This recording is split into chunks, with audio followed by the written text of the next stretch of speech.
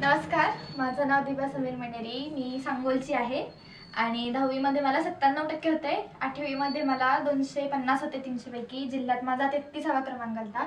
खूप अभ्यास केला होता मी आणि त्याच्यामुळेच या मार्कांकडे बघूनच आचार्य अकॅडमीने मला संधी दिली आणि त्याच्या स्कॉलरशिपमुळे मी आता आचार्य अकॅडमीमध्ये जेई या कोर्ससाठी शिकते।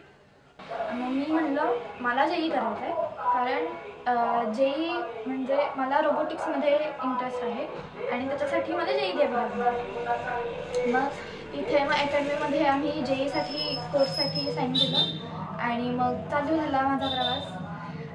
सुरुवातीला खूप अवघड गेलं, काही सोपं नव्हतं। नवीन शहर, आपल्या घरच्या नातेवाईकांना सगळ्यांना सोडून जाणं आणि आमच्या घरामध्ये जॉईंट फॅमिली असल्यामुळे सतत लोकांची रेलचेल असते, त्याच्यामुळे बाहेर जाणं आणि तिथे एकदम एकटं होणं खूप अवघड असतं।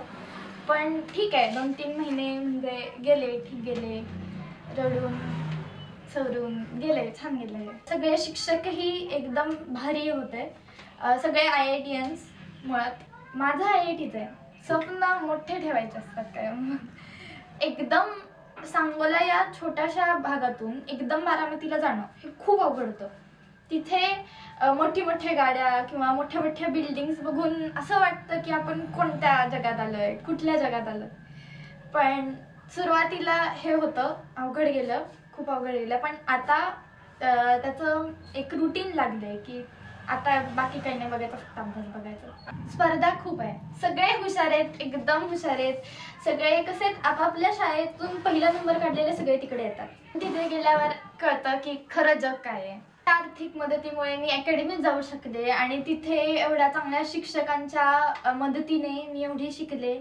मी खूप आभारी आहे पहिली गोष्ट म्हणजे आचार्य अकॅडमीची, कारण का एवढे पैसे भरून सांगोला सोडून म्हणजे दुसऱ्या शहरात जाणं हे शक्य झालं नसतं मला। सर आम्हाला सांगत असतात की तुम्ही अभ्यास करा, काय हवंय ते सांगा मला, मी देतो। IITत मला रोबोटिक्स ही ब्रांच घ्यायची, रोबोटिक्स किंवा AI डेटा सायन्स। माझ्यासाठी, माझ्या घरच्यांसाठी, म्हणजे सगळ्यांसाठी आयडल बनायचा त्यांचा। माझं रोल मॉडेल माझे आई बाबा आहेत। ते एकदम मित्रासारखा मला बोलतात, एकदम नीट समजावून सांगतात आम्हाला। असं व्हायला पाहिजे की काहीतरी मिळवलं आपण आयुष्यात, तर की काय आहे हे किती सोपं आहे। DM सर एकदम भारी आहेत, भन्नाट आहेत ते। आचार्य अकॅडमी हे असं मोठं एक कुटुंबच आहे आणि मग त्यात कसे वेगळे सगळे भाग आहेत। पर्सनली विचारतात प्रत्येकाला। ASAT एक्झाम आहे मार्चमध्ये, त्याच्यामध्ये तुम्ही सहभागी व्हा आणि तुम्ही नक्कीच यात एक घराचा एक सहभाग घेऊ शकता।